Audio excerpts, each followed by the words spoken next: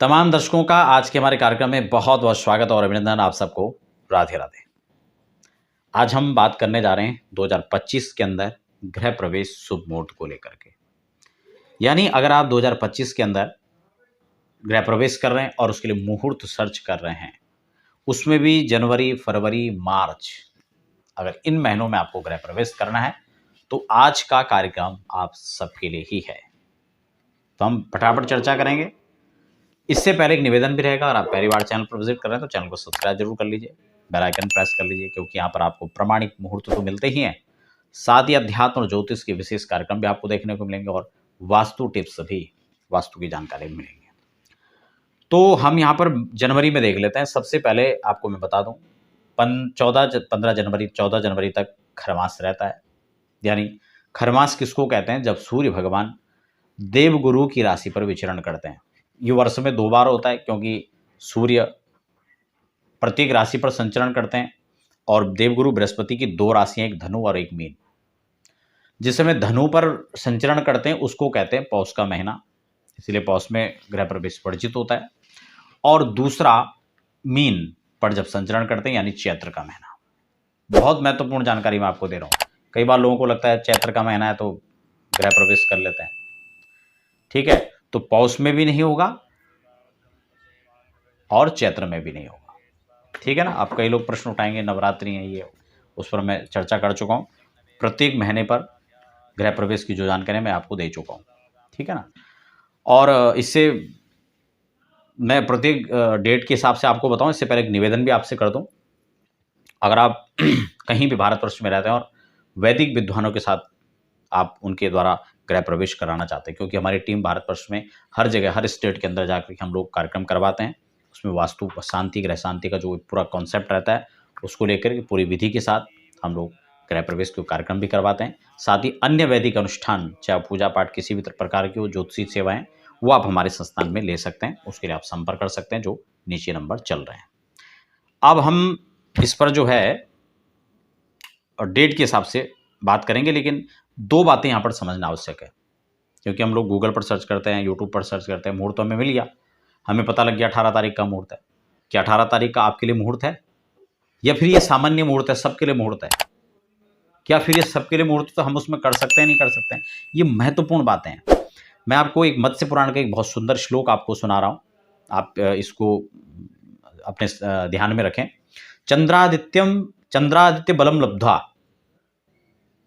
यानी चंद्र और आदित्य का बल हमें ले करके, लब्धा प्राप्त करके, शुभ लग्नम निरक्षयेत, एक शुभ लग्न का निरीक्षण करना चाहिए।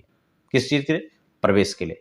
क्योंकि मुहूर्त का मतलब होता है 2 घटी का मुहूर्त होता है। और 2 घटी को मैं थोड़ा संक्षिप्त कर दूं तो 24 मिनट का एक घटी होता है, तो 48 मिनट का एक मुहूर्त हो गया। ये ज्योतिष है। ठीक है ना। अब 48 मिनट का मतलब पूरे दिन भर तो नहीं हो सकता। अब वो 48 मिनट कौन से वाले हैं जब आपको गृह प्रवेश करना है? पूजाएं बहुत लंबी होंगी, हो सकता है आप 2 दिन 3 दिन की पूजा करवा रहे हैं। कई लोग तो आजकल संक्षिप्त में 1 दिन की पूजा हो जाती है। लोहे का हवन कुंड है, 2-4 आहुति डाल दी, तसले में डाल दिया, जिसमें निषिद्ध है हवन करना, और फिर हम सोचते हैं हमने गृह प्रवेश कर दिया। करोड़ों के मकान बना लिए, लेकिन आहुति हम 2-4 में ही छुट्टी कर लेते हैं। तो खैर वो विषय अलग है। लेकिन एक लग्न शोधन करना, ये मैं आपको जो श्लोक बताया 265 अध्याय का, 253 अध्याय का, शुभ लग्नम निरीक्षयेत, यानी शुभ लग्न का निरीक्षण करना चाहिए। और चंद्रादित्य बलम लब्धा, चंद्र और आदित्य का बल। चंद्र बल को हमें कैसे देखना है कि आपकी राशि से चंद्रमा 4, 8 और 12वें नहीं होने चाहिए, गोचर वाले, जिस दिन आप गृह प्रवेश कर रहे हैं। इस बात को बहुत ध्यान में रखना है। अब ये तो बातें आपको समझ में आ चुकी होंगी। चंद्र बल कैसे देखा जाता है उसके लिए मैंने आपको पहले वीडियोस बना दिए। और जो लोग इस तरह से भ्रमित रहते हैं ना कि डेट और टाइम आपको यूट्यूब से मिल जाएगा, गूगल से मिल जाएगा, इस गलत फहम में बिल्कुल ना रहें। क्योंकि दुनिया में आपके लिए कोई ऐसा व्यक्ति नहीं बैठा हुआ जो आपके हिसाब से आपके लिए कैलकुलेशन करके आपको मुहूर्त दे देगा। ठीक है ना। इसलिए इस भूल में ना रहें और इस बात को समझें, क्योंकि आपके यहाँ का सूर्योदय, आप कहाँ से हैं, आपकी राशि क्या है, आपका शहर कहाँ है जहाँ पर ये मुहूर्त निकलना है, उसके हिसाब से मुहूर्त निकाला जाएगा। तो बहुत ध्यान से इस बात को समझें और गलत फहमी में ना रहें। ठीक है ना। तो अब हम डेट की बात कर लेते हैं। तो इसका मतलब 14 तक, जब तक संक्रांति नहीं होंगी, मकर राशि में सूर्य नहीं जाएंगे धनु से, तब तक तो पौष का महीना रहेगा, तो खरमास रहेगा, तो गृह प्रवेश नहीं होगा। अब जो है जैसे ही 15 तारीख में माघ का महीना लगेगा, सूर्य मकर राशि पर चले जाएंगे, ऐसे ही गृह प्रवेश का मुहूर्त शुरू हो जाएगा 2025 में, जो जिसकी डेट है 15 तारीख। ठीक हो गया।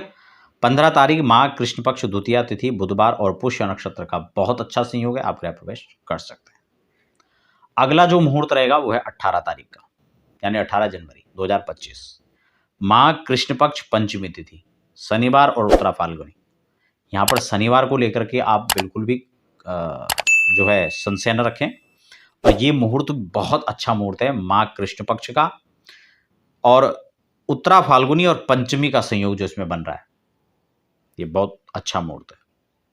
23 जनवरी 2025, 23 जनवरी 2025 माघ कृष्ण पक्ष गुरुवार, और इस दिन ध्यान रखना है रिक्ता तिथि का भी समावेश रहेगा, तो रिक्ता को छोड़ करके आपको ये मुहूर्त देखना है, इस दिन भी मुहूर्त है। ठीक है, क्योंकि गृह प्रवेश के लिए रिक्ता तिथि अमावस्या ये वर्जित होती हैं। ठीक है, रवि और मंगल का जो वार है वो भी इसमें वर्जित होता है, और करुण क्रंदन जो नक्षत्र हैं वो भी इसमें खासकर वर्जित होते हैं। ठीक है ना, तो 23 के बाद सीधा हम चले जाएंगे 31 जनवरी। ठीक है, यानी बहुत सीमित मुहूर्त हैं, और इसका मतलब ये नहीं कि यही मुहूर्त होंगे, इसके अलावा नहीं होगा। आप जैसे कि जो सूत्र मैंने आपको बताए, जो महत्वपूर्ण सूत्र, उन सूत्रों को ध्यान में रख करके इसके अतिरिक्त भी मुहूर्त बन सकता है। तो 31 जनवरी माघ शुक्ल पक्ष द्वितीया शुक्रवार सतमेसा नक्षत्र, इसमें गुप्ती नवरात्रि भी स्टार्ट हो चुकी होंगी, और बहुत श्रेष्ठतम मुहूर्त हम इसको कह सकते हैं। ठीक है ना, क्योंकि गुप्त नवरात्र का संयोग भी इसमें पड़ रहा है। अब हम जनवरी के बाद फरवरी की बात कर लेते हैं। फरवरी में पहला जो मुहूर्त है वो 3 फरवरी का है, ये भी गुप्त नवरात्रि के अंदर आ रहा है। फरवरी माघ शुक्ल षष्ठी और सोमवार अश्विनी नक्षत्र, तो ये अच्छा मुहूर्त है, इसमें आप गृह प्रवेश कर सकते हैं। अगला जो मुहूर्त है दूसरा मुहूर्त वो 6 फरवरी का है, जिसमें माघ शुक्ल और गुरुवार रोहिणी ये सब का संयोग रहेगा, इसमें भी आप कर सकते हैं।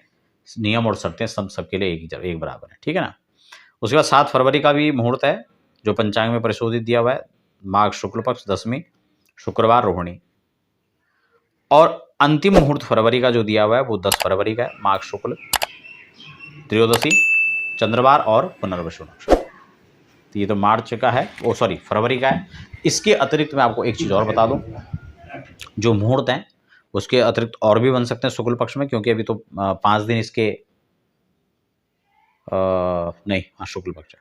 तो माघ के बाद फाल्गुन का महीना है, वो भी श्रेष्ठ माना जाता है। फाल्गुन में देख लेते हैं क्या स्थिति है।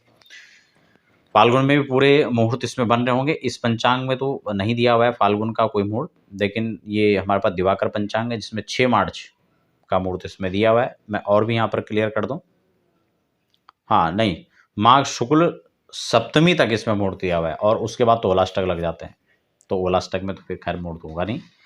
और कुछ लोगों का ये भी एक संशय रहता है कि होली पहला त्यौहार आना चाहिए नहीं आना चाहिए, हालांकि उसमें विशेष चर्चा पहले कर चुका हूँ, लेकिन इसका कोई भेद नहीं है, ये मैं आपको फिर से इस कार्यक्रम में भी बता देता हूँ। ठीक है ना, तो इन चीज़ों को आप ध्यान में रखें, और आपको गृह प्रवेश की अग्रिम शुभकामनाएं। अगर आप हमारे संस्थान में पूजा पाठ के लिए संपर्क करना चाहते हैं, अपने गृह प्रवेश को विधि विधान के साथ करवाना चाहते हैं, तो उसके आप संपर्क कर सकते हैं। फिलहाल बने रहें, हमें दीजिए इजाज़त। राधे राधे।